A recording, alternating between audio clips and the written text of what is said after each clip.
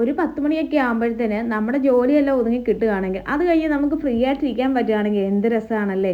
വീട്ടമ്മമാരുടെ എപ്പോഴും നടക്കാത്ത സ്വപ്നങ്ങൾ എന്നൊക്കെ നമ്മൾ വിചാരിച്ച് തള്ളുമെങ്കിലും നമ്മൾ മനസ്സിൽ വെച്ചാൽ നടക്കാത്ത കാര്യമാണോടെ അത് ഒരിക്കലുമല്ല. പ്രത്യേകിച്ച് സ്കൂളിൽ പോകുന്ന മക്കളുള്ള വീട്ടമ്മമാർക്ക് എന്തായാലും രാവിലെ എണീക്കണം. ആ സമയം കൊണ്ട് ആ പണിയൊക്കെ ഇങ്ങ് ഒതുക്കി അത് കഴിഞ്ഞ് ഫുൾ ടൈം നമുക്ക് ഫ്രീ ആയിട്ടിരുന്നാൽ ഞാനതെങ്ങനെയാണ് ചെയ്യുന്നതെന്ന് കാണിച്ചു തരാം വായോ. അപ്പോൾ ഞാൻ അരിയൊക്കെ എടുത്ത് വെള്ളത്തിൽ ഇട്ടിട്ടുണ്ട്. കൂന്തൽ റോസ്റ്റ് ചെയ്യാൻ വേണ്ടി കൂന്തലും എടുത്ത് പുറത്ത് വെച്ച് തേങ്ങ ചിരകി ഇരുന്നത് അതും എടുത്ത് ഫ്രീസറിനകത്ത് പുറത്തോട്ട് വെച്ചിട്ട് അങ്ങനെ എല്ലാം എടുത്ത് അൺഫ്രീസ് ചെയ്യാനുള്ളതെല്ലാം പുറത്ത് വെച്ചിട്ടുണ്ട് കേട്ടോ. മത്തങ്ങ അരിശ്ശേരിയും കൂടെ കൂടത്തിൽ വെക്കാമെന്നാണ് വിചാരിക്കുന്നത്. അതുകൊണ്ട് അതും എടുത്ത് ഇങ്ങോട്ട് പുറത്ത് വെച്ചു. പിന്നെ ആ ബൂസ്റ്റ് വെച്ചത് എനിക്ക് ചായക്കാണ് കേട്ടോ. ചായ ഇല്ലാതൊരു കളിയില്ല കേട്ടോ. ചായ കുടിച്ചിട്ട് ഒരു ഉഷാറായിട്ട് വേണം എനിക്ക് പണിയൊക്കെ തീർക്കാൻ. അപ്പോൾ ആദ്യം തന്നെ ബ്രഷ് ചെയ്തിട്ട് വന്നോടനെ കുഞ്ഞുങ്ങളെല്ലാം സ്കൂളിൽ വിട്ടു. അത് കഴിഞ്ഞ് ചായ കുടിച്ചിട്ടാണ് കേട്ടോ ഞാൻ എൻ്റെ പണി തുടങ്ങുക. അപ്പോൾ ഇന്നത്തെ പണി 7 മണിക്ക് ശേഷമുള്ള 7 മണിക്ക് ശേഷം എന്ന് പറഞ്ഞാൽ കുഞ്ഞുങ്ങൾ ബ്രേക്ക്ഫാസ്റ്റ് ഒക്കെ കഴിച്ചിട്ട് സ്കൂളിലേക്ക് പോയി കേട്ടോ. അപ്പോൾ എൻ്റെ ചായയൊക്കെ റെഡിയാക്കി അത് ഇച്ചിരി സമയം എടുത്താണ് ഞാൻ കുടിക്കുക കേട്ടോ. അതില്ലെങ്കിൽ അത് കുടിച്ച പോലെ എനിക്ക് തോന്നാറില്ല. നിങ്ങൾക്ക് ആർക്കെങ്കിലും ഇങ്ങനെ തോന്നാറുണ്ടോ? അപ്പം മത്തങ്ങയുടെ കൂടി വൻപയറാണ് സാധാരണ ഇടാറ്. അത് നോക്കിയപ്പോൾ അത് തീർന്നിരിക്കുന്നു. അപ്പോൾ ലിസ്റ്റ് ഞാൻ ബോർഡിൽ എഴുതി വെച്ചിട്ടുണ്ട് കേട്ടോ വാങ്ങിക്കാനുള്ളത്. അപ്പോൾ എന്തായാലും അതിപ്പം കറി വെക്കണമല്ലോ. ഞാൻ ഇന്നലെ അറിഞ്ഞായിരുന്നു വൻപയർ ഇല്ല എന്നുള്ളത്. മത്തങ്ങയുടെ ചെറുപയർ ഇട്ടിട്ട് നമ്മുടെ പേളിമാണിയുടെ അമ്മയുടെ വൈറൽ റെസിപ്പി ഇല്ലേ അതങ്ങ് ഉണ്ടാക്കിയേക്കെന്ന് വിചാരിച്ചു. അപ്പോൾ അതിന് വേണ്ടിയിട്ട് ഞാൻ മത്തങ്ങയൊക്കെ എടുത്തിട്ട് ഹാഫ് എടുക്കുന്നുള്ളൂ. കുറച്ചെടുത്ത് മാറ്റി വെച്ചിട്ടുണ്ട്. ഇനി ദോശയാണ് 2-3 ദിവസത്തിന്. അപ്പോൾ സാമ്പാർ ഉണ്ടാക്കുമ്പോൾ അതിനകത്ത് ഇടാമല്ലോ എന്ന് വിചാരിച്ചിട്ട് അപ്പോൾ ബാക്കി ഞാൻ വൃത്തിയാക്കി എടുക്കുന്നുണ്ട്. ചോറൊക്കെ കളഞ്ഞിട്ട് തൊലിയൊക്കെ ചെത്തി വൃത്തിയാക്കി എടുത്തിട്ടുണ്ട്. ഇത്രയും ഉണ്ടായിരുന്നു കേട്ടോ. അതിൻ്റെ ഇടയ്ക്ക് അരി തിളച്ചിട്ട് ഞാനെടുത്ത് റൈസ് കുക്കറിനകത്ത് വെക്കുന്നുണ്ട്. അത് എനിക്കൊരു ഈസി മെത്തേഡാണ് കേട്ടോ ചോറുണ്ടാക്കാനുള്ള ഈ റൈസ് കുക്കർ എന്ന് പറയുന്നത്. പിന്നീട് എന്നോട് പലപ്പോഴും എല്ലാവരും ചോദിച്ചിട്ടുണ്ട് ഇത്ര എമൗണ്ട് ആയിട്ട് ദോശയ്ക്കും ഇഡലിക്കും ഒക്കെ അരി അരയ്ക്കുന്നത് എങ്ങനെയാണ്. അപ്പം ഞാൻ വീട്ടിൽ നിന്ന് ഇങ്ങനെ ഒരു ഗ്രൈൻഡർ കൊണ്ടുവന്നിട്ടുണ്ട് കേട്ടോ. ഇത് ഏകദേശം 10-15 കിലോയോളം വരും. അങ്ങനെ 2 പ്രാവശ്യം ക്യാൻസൽ ചെയ്ത് 3ാമത്തെ തവണയാണ് ഇത് നാട്ടിൽ നിന്ന് ഞാൻ ഇവിടെ വരെ എത്തിച്ചത്. കാരണം ഞാൻ മിക്സി വാങ്ങിച്ച് ഒരു വഴിയായിരുന്നു. മിക്കവാറും ദോശ ഇഡലിയൊക്കെയാണ് വീട്ടിലുണ്ടാക്കാറ്. എങ്ങനെയാണെന്ന് അറിയത്തില്ല, എൻ്റെ മിക്സി ഒരുപാട് കേടായി പോകുന്നുണ്ടായിരുന്നു. അങ്ങനെ ഞാൻ അവസാനം ഗതി കെട്ടിട്ട് കൊണ്ടുവന്നതാണ് കേട്ടോ. അപ്പോൾ ഇന്നത്തെ ബ്രേക്ക്ഫാസ്റ്റ് ഞാൻ കഴിച്ചിട്ടില്ലായിരുന്നു. അപ്പം ഞാൻ ഇടയ്ക്കൊരു സമയം കിട്ടിയപ്പം ബ്രേക്ക്ഫാസ്റ്റും അന്ന് കഴിച്ചിട്ടുണ്ട്. അപ്പം നമ്മുടെ എയിം എന്ന് പറഞ്ഞാൽ ഒരു 10 മണിക്ക് മുന്നേ നമ്മുടെ പണിയെല്ലാം തീർക്കുക എന്നുള്ളതാണല്ലോ. അപ്പോൾ ആദ്യം തന്നെ ഞാൻ ഉഴുന്നും അരിയും കൂടെ അരയ്ക്കാൻ ഇട്ടിട്ടുണ്ട്. ആദ്യം ഉഴുന്നാണ് ഇട്ടത്. അന്നേരം അത് പൊങ്ങി വരും കേട്ടോ. ഉഴുന്ന് തന്നെ അരച്ചിട്ടിടുമ്പോൾ അപ്പോൾ അത് ഗ്രൈൻഡറിനകത്തിട്ട് അത് അവിടെ നിന്ന് കറങ്ങിക്കോളും. നമുക്ക് പ്രത്യേകിച്ച് ഒന്നും ചെയ്യാനില്ല. നല്ല പതാന്ന് അരഞ്ഞു കിട്ടും കേട്ടോ. നല്ലവണ്ണം പൊങ്ങുകയും ചെയ്യും. പിന്നെ ഞാൻ ഈ രാവിലെ അരച്ച് വെക്കുന്നതിൻ്റെ കാര്യം രാത്രിയിൽ അരി ഇട്ടിട്ട് രാവിലെയാണ് അരച്ച് വെക്കാറ്. അതിനുള്ള കാരണം ചിലകൽ അരി ഇട്ടിട്ട് രാത്രിയിൽ അരച്ച് വെക്കുന്നുണ്ട്. രാത്രിയിലെ തണുപ്പ് കൊണ്ടാണോ എന്നറിയത്തില്ല, ഇവിടെ പൊങ്ങാറില്ല ചിലപ്പോൾ അരി കേട്ടോ മാവ്.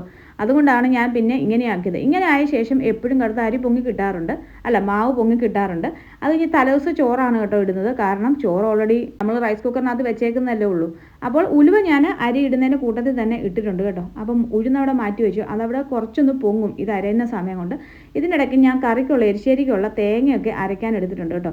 പിന്നെ ഇങ്ങനെ പണി തീർക്കാനുള്ള പ്രധാന കാര്യം ഒരുമാതിരി പ്രീപ്പിപ്പൊക്കെയാണ് കേട്ടോ. ഞാൻ ഈ തേങ്ങയൊക്കെ ഇരകി വെച്ചിരിക്കുന്നതാണ്. സമയമൊക്കെ കിട്ടുമ്പോൾ ഞാൻ ഇങ്ങനെയുള്ള പണികളും പിന്നെ വെളുത്തുള്ളി പൊളിച്ച് വെക്കുക ഇങ്ങനെയുള്ളതൊക്കെ ചെയ്ത് വെക്കാറുണ്ട് കേട്ടോ. അങ്ങനെ പെട്ടെന്ന് തന്നെ എരിശ്ശേരി റെഡിയാക്കിയിട്ടുണ്ട്. അതിനൊരു കുക്കറിൻ്റെ ആവശ്യമല്ലേ ഉള്ളൂ. വേറെ കടുക് വറക്കാൻ ഒരു പാത്രം കൂടെ എടുക്കേണ്ടി വന്നുള്ളൂ. അപ്പോൾ അതവിടെ റെഡിയാക്കി. ഇനി നമുക്ക് കൂന്തൽ റോസ്റ്റാണ് വെക്കാനുള്ളത് കേട്ടോ.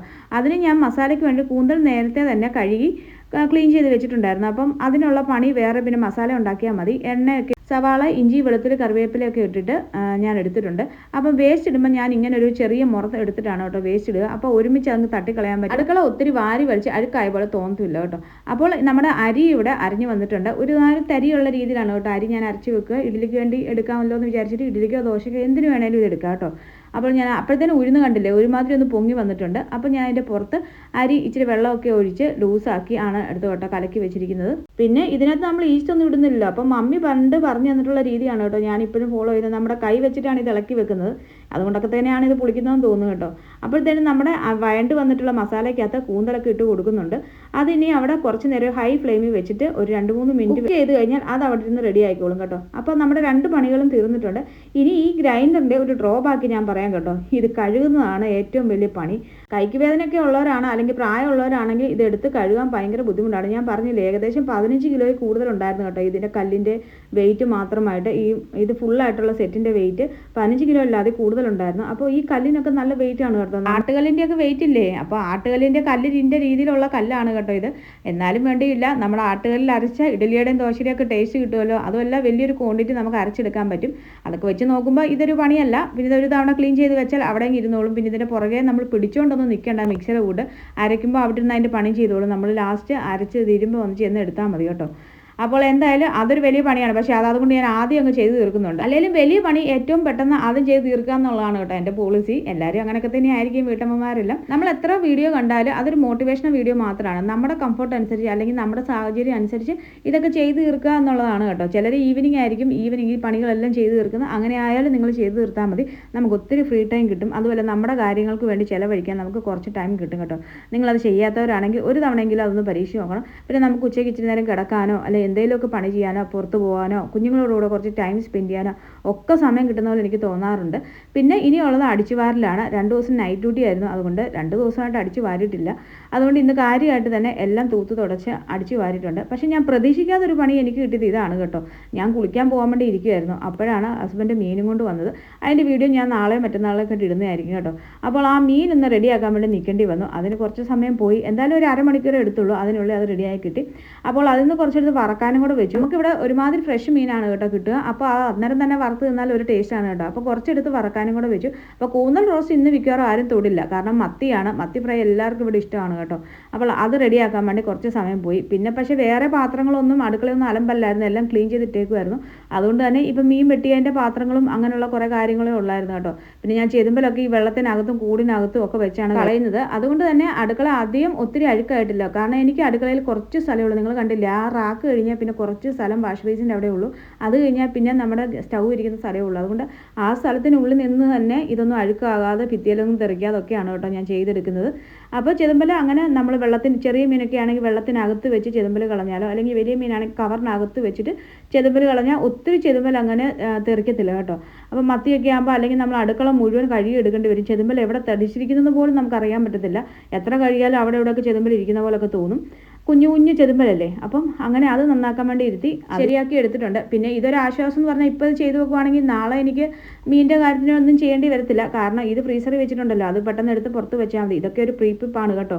അപ്പോൾ സമയം കിട്ടിയപ്പോൾ എന്തായാലും അതങ്ങ് ചെയ്ത് വെക്കാമെന്ന് വിചാരിച്ചു. ഫ്രിഡ്ജിനകത്ത് കയറ്റി വെച്ച് കഴിഞ്ഞാൽ പിന്നെ അത് തണുത്ത് ഐസൊക്കെ പോയിട്ട് നമ്മൾ ക്ലീൻ ചെയ്യുമ്പോഴത്തേന് പിന്നെ ഒരുപാട് സമയം എടുക്കും. അപ്പോൾ വരുന്ന ഉടനെ തന്നെ നമ്മൾ പണിയെല്ലാം തീർത്ത് വെച്ചേക്കുവാണെങ്കിൽ ഇങ്ങനെ ചെയ്യുന്നതാണ് കേട്ടോ നല്ലത്.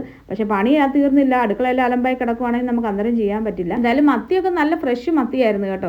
അതുകൊണ്ട് തന്നെ വെട്ടാൻ അധികം ബുദ്ധിമുട്ടോ കാര്യങ്ങളോ ഒന്നും ഇല്ലായിരുന്നു. പിന്നെ എൻ്റെ കൈ വെച്ച് മത്തി പഠിപ്പിച്ചെങ്കിലേ ഉള്ളൂ. ശരി, എനിക്ക് മീൻ വെട്ടാൻ വലിയ അറിവില്ലാത്ത കൂട്ടത്തിലായിരുന്നു. ഞാൻ കല്യാണത്തിന് മുന്നേ അങ്ങനെ മീൻ വെട്ടലായിട്ട് പണിയുമായിട്ട് നടന്നിട്ടില്ല. അത് എൻ്റെ അനിയത്തിയുടെ വകയായിരുന്നു കേട്ടോ. ഞാൻ ചെയ്തുകൊണ്ടിരുന്ന അടിക്ക് പറക്കും തൂത്തുവാരും പാത്രം കഴുകലും പിന്നെ പുറത്തെ പണികളും ഒക്കെയാണ്. അതായിരുന്നു എനിക്കിഷ്ടം. അവൾക്കിഷ്ടം കുറച്ച് ഈ മീൻ വെട്ടലും കുക്കിങ്ങും ഒക്കെ ആയിരുന്നു. അവൾക്ക് മീൻ വെട്ടലായിരുന്നു അവിടെ മെയിൻ കേട്ടോ.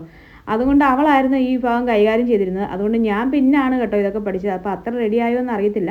എനിവേ നമുക്ക് ചെയ്യേണ്ട സമയം വന്നപ്പോൾ അങ്ങ് ചെയ്തു. അങ്ങനെ നല്ലൊരു കുളിയൊക്കെ പാസ്സാക്കിയിട്ട് വന്നിട്ടുണ്ട്. അപ്പോൾ ഇന്നത്തെ ഒരു ഉച്ച വരെയുള്ള എൻ്റെ പണിയെല്ലാം തീർന്നിട്ടുണ്ട്. ഇനി എനിക്കുള്ള സമയമാണ് കേട്ടോ. ഇനി ഞാൻ കുറച്ച് സമയം എൻ്റെ കർത്താവിനോട് കുറച്ച് പരിഭവങ്ങളൊക്കെ പറയാനും ആവശ്യങ്ങളൊക്കെ ഉണർത്തിക്കാനും ഉണ്ട്. അതിന് വേണ്ടി പോകും. കാരണം ഇവിടെ ഇപ്പോൾ ആരും ഇല്ലല്ലോ, ഞാൻ മാത്രമേ ഉള്ളൂ. സ്വസ്ഥമായിട്ട് എനിക്ക് എൻ്റെ പരാതി പറയാം. പിന്നീടുള്ള സമയം ബുക്ക് വായിക്കാനോ അങ്ങനെ എൻ്റേതായിട്ടുള്ള എല്ലാ കാര്യത്തിനും എനിക്ക് എടുക്കാം. അപ്പോൾ നിങ്ങൾ ഒരു തവണയെങ്കിലും ഇതിങ്ങനെ ചെയ്ത് നോക്കണം. അന്നത്തെ ദിവസം തീരുമ്പോൾ അതൊരു പ്രൊഡക്റ്റീവ് ഡേ ആയിട്ടും പിന്നെ ഒരു സെൽഫ് സാറ്റിസ്ഫാക്ഷൻ നമുക്ക് തോന്നുകയും ചെയ്യും കേട്ടോ. അപ്പോൾ അത്രേ ഉള്ളൂ ഇന്നത്തെ വീഡിയോ. ബൈ.